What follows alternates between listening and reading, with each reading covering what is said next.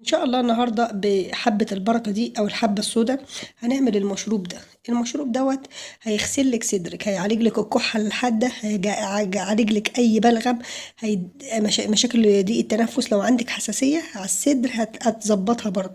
تعال نشوف الوصفه دي ايه مكوناتها، لان في 3 مكونات تانيين هيتضافوا على حبه البركه عشان يشغلوها.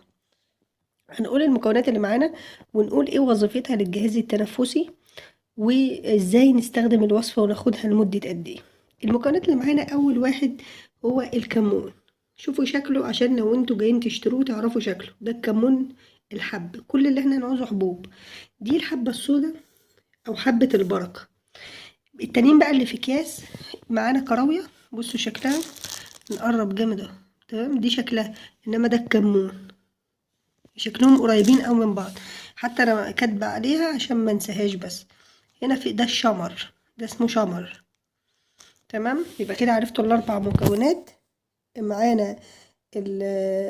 معانا دلوقتي 4 مكونات احلى من بعض في علاج الكحة وطرد البلغم وتنظيف الصدر من السموم بتاعة الدخان ومن اي مشاكل بتصاحبها.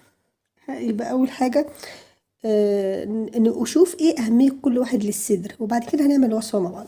امال ايه الحاجات اللي محطوطة ده عسل ابيض هنحلي بيه، ودي فيتامين سي اللي هو الليمون هنضيفهم بيحلوا وبيقووا الوصفة. طيب، اول حاجة معانا الكمون، صح؟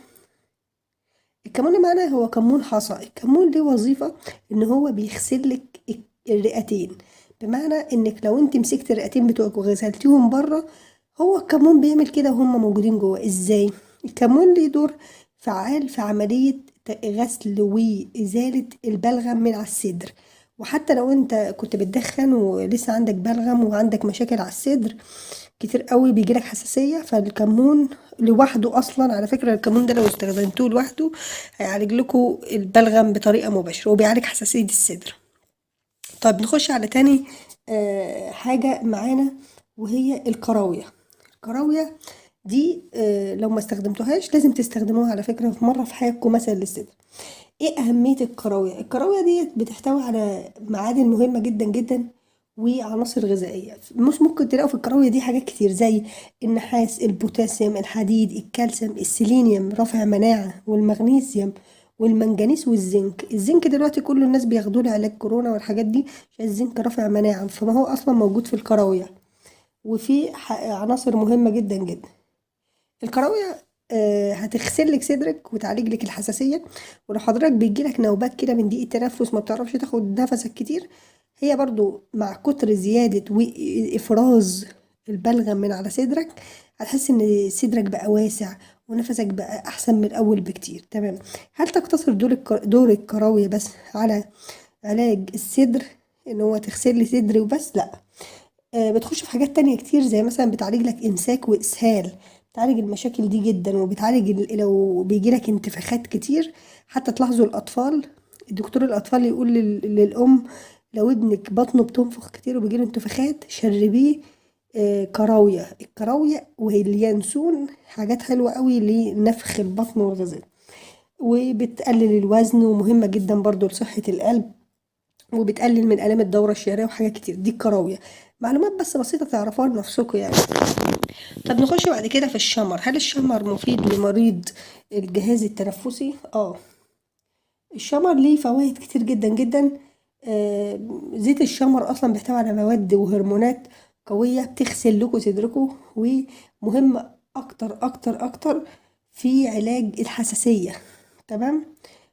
والشمر فيه فيتامين جيم. فيتامين جيم ده بيدي كولاجين للبشرة. الشمر بيعالج الصدر، وبيستخدموه على فكرة في دول معينة كده بيعالجوا فيه، آه، وبيستخدموا أوراقه بيعالجوا بيها حساسية الصدر والمشاكل اللي بتيجي من البلغم والكحة الحادة. يبقى ده كله في الايه، في الشمر. الشمر ليس دوره هنا فقط. الشمر بيعالج، بيخلصك من التشنجات. الشمر مهم لصحة الجهاز الهضمي، بيساعد على التخلص من إمساك مزمن، للوزن الزايد برضو، لصحة القلب، بيقلل الكوليسترول الضار في الدم. ده كله فين؟ في الشمر. فالشمر مهم جدا ورافع مناعة. من الاخر الوصفة دي اصلا هترفع لك مناعة وتزود لك قوتك انك تتحملي اي عدوى على الجهاز التنفسي وتشلك الكحة والبلغم. طيب اخر حاجة معانا الايه؟ حبة البركة او الحبة السوداء، حسب بقى المنطقة اللي بيسموه فيها. حبة البركة او حبة الحبة السوداء مهمة في غسل الصدر من مشاكل البلغم وغيره.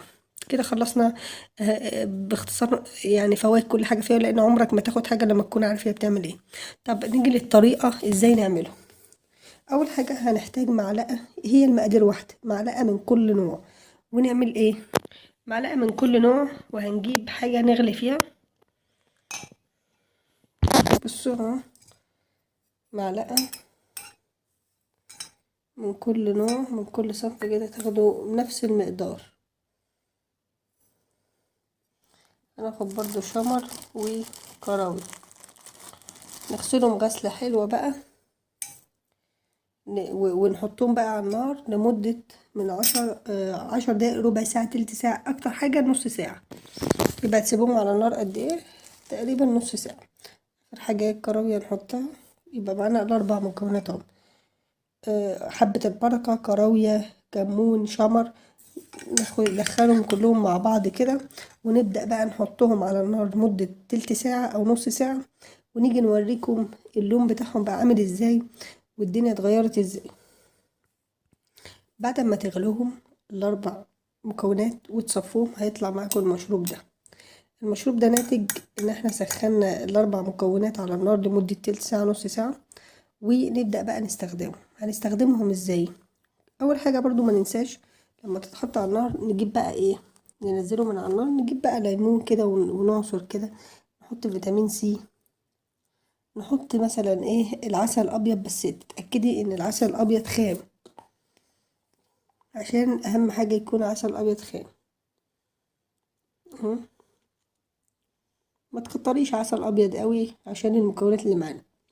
العسل الابيض يا جماعه في الوصفه دي مهم جدا لرفع المناعه، وبيدخل برضو في على فكره للصدر، في ناس بياخدوه للصدر كده، برضو على الريق بياخدوا معلقه عسل عشان تنضف لهم صدرهم وتغسلهم من كل الكحه والبلغم وغيره. هي مهدئ اصلا، يعتبر العسل الابيض مهدئ شويه.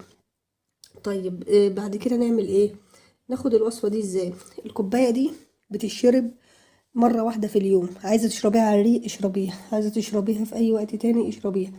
بس طب الأحسن، ما احنا بنشوف الأحسن، الأحسن إنك تشربيها على الصبح مثلا بعد وجبة الفطار، فهتلاقيها مفيدة جدا جدا ومقوية للجهاز المناعي ومهدية للكحة. لو عندك كحة أصلا بقالها مثلا 3 أسابيع وما بتعملش معاكي أي نتيجة، الأدوية كلها وخدتي كل الأدوية الكحة وما فيش من نتيجة، لا إن شاء الله هتجيب نتيجة، بس بشرط انك تصبري شوية على الوصفة وتجربيها كل يوم. عايزة تشربي كوبايتين مفيش مشكلة وهتجيب نتيجة برضو. كده الوصفة وكده الحمد لله تمام. نصايح بس عامة، اي حد عنده كحة بقاله فترة، اهم حاجة يشوف السبب، لان اسباب الكحة كتير. هل حضرتك بتعاني من مشاكل حساسية؟ هي الوصفة حلوة برضو للي عندهم حساسية. هل حضرتك عندك او حضرتك عندك كحة ببلغم؟ تشوفي لون البلغم ايه، ممكن تكون نازلة شعابية بكتيرية، اللون الاخضر مثلا بيدل ان هي بكتيريا. فانت اصلا الوصفه دي برضو رافع مناعه ومضاد للجراثيم والبكتيريا، فهي من الاخر وصفه حلوه. طب اللي عنده اي اضرار من الوصفه دي وخد حبه مثلا حبه البركه في مره عملت له مشاكل، خد شمر لوحده عمل له مشاكل، لا يوقف وما ياخدش وما يزودش، لان ما نزيدش في الغلط يعني. الكراوية بشكل عام مهدئ حتى للجهاز الجهاز العصبي، فحلوة جدا وإن شاء الله هتفكوا. فأنا بشكركم جدا جدا على إنكم أصلا معانا في القناة وبتدعمونا وبتشاروا فيديوهاتنا وبتعرفوا صحابكم واخواتكم واهلكم الوصفات الحلوة ديت اللي بتفيدهم في حياتهم وترفع لهم مناعتهم في فصل الشتاء، خصوصا احنا في وقت محتاجين بجد يا جماعة حاجة تنظف صدرنا وترفع لنا مناعتنا. شكرا جدا جدا ليكم، أتمنى لكم كل الشفاء، وأتمنى لكم أنكم تكونوا على طول بخير وبسلام وبدون أمراض.